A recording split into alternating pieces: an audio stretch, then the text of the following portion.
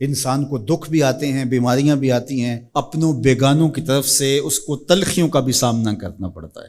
تو اس موقع پر آپ کی زبان کوئی ایسا جملہ نہ کہے جو اللہ کی ناراضگی کا سبب ہو۔ غم تو پہنچتا ہے اور غم سے انسان متاثر بھی ہوتا ہے، یہ تو نہیں ہے کہ ایک تکلیف پہنچے۔ غالب نے کہا تھا روئیں گے ہم ہزار بار کوئی ہمیں ستائے کیوں۔ تو جب سینے میں دل ہے تو کوئی دکھ دے گا تو دکھی ہوگا، دل بے چین ہوگا۔ تو فرمایا کہ جب تکلیف پہنچے تو مدد کس سے طلب کرو؟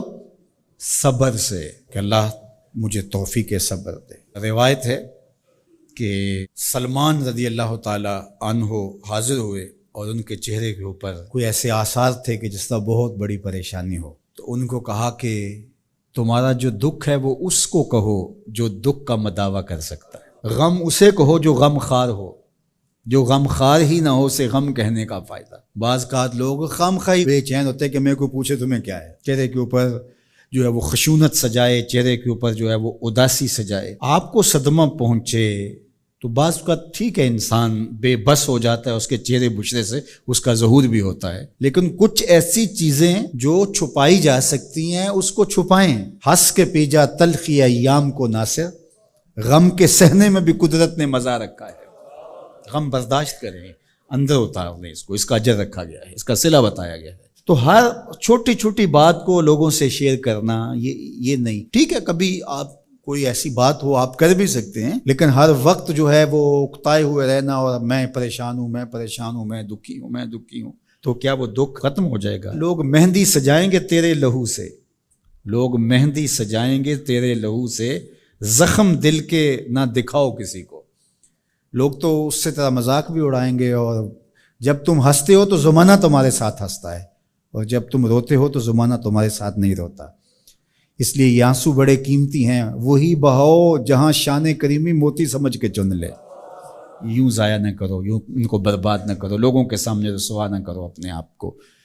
تو صبر کے دامن کو تھامو، ایک تو تلقین یہ کی گئی، اور دوسرا کہا والصلاۃ، اور نماز کے ساتھ اللہ سے مدد طلب کرو۔ حضور علیہ السلام جب بھی کسی مشکل میں مبتلا ہوتے تو حضور نماز کے لیے کھڑے ہو جاتے، اور میں نے خود کئی مرتبہ تجربہ کیا ہے، جب کوئی تکلیف پیدا ہو تو آپ نماز پہ کھڑے ہو جائیں، تکلیف میں تخفیف پیدا ہو جاتی ہے۔ اور بدر سے سخت دن کیا ہو سکتا تھا جب کافر پورے لاؤ لشکر کے ساتھ آ گئے، اور حضور کے لیے عریش ایک چھپر بنا دیا گیا، اور آقا کہیں وہاں مصلی بچھائے ہیں اور رب کے حضور کھڑے ہیں۔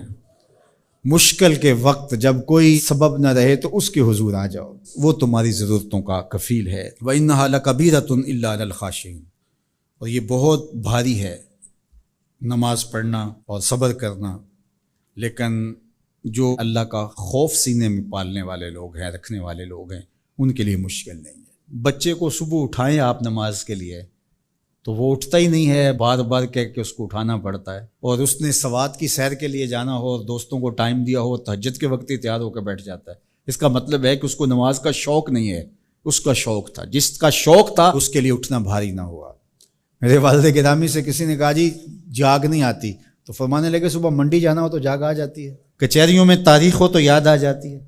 منڈی جانا یہ تمہاری بدنی ضرورت ہے بچوں کے پالنے کے لیے، اپنی ضرورت کے لیے۔ کچہریوں میں جانا خوف ہے، نہ گیا تو میرے خلاف فیصلہ ہو سکتا ہے، تو تمہیں نہ امید ہے اللہ سے اور نہ اس کا خوف ہے، تو پھر کیسے جاگ آئے؟ اور کسی نے کہا کہ حضور نماز پڑھنا چاہتا ہوں، جاگ نہیں آتی۔ اللہ اکبر، کہنے لگے ارادہ اگر پکا ہو تو نیند نہیں آتی، بار بار اٹھ کے ٹائم دیکھتے ہیں وقت تو نہ گزر جائے۔ اللہ اکبر۔ تو فرمایا یہ بھاری ہے لیکن خاشعین کے لیے بھاری نہیں ہے، خشیت خدا سینے میں نہیں ہے، اللہ کا خوف سینے میں نہیں ہے، تو واقعی صبح کا اٹھنا بہت زیادہ بھاری ہے، بہت زیادہ مشکل ہے، لیکن جو خشیت والے ہیں ان کے لیے مشکل نہیں ہے۔ یہ مان لیا کہ صبح کا اٹھنا، سحری کا اٹھنا نفس پہ شاک ہے، لیکن اگر کسی کی زندگی کی لذت اس میں رکھ دی گئی ہو، اللہ اکبر، تو پھر اس کے لیے مشکل تو نہیں ہوگا۔ راہ خدا میں تکلیف اٹھانا مشکل صحیح، لیکن زندگی کا سرور اس میں رکھ دیا گیا ہو۔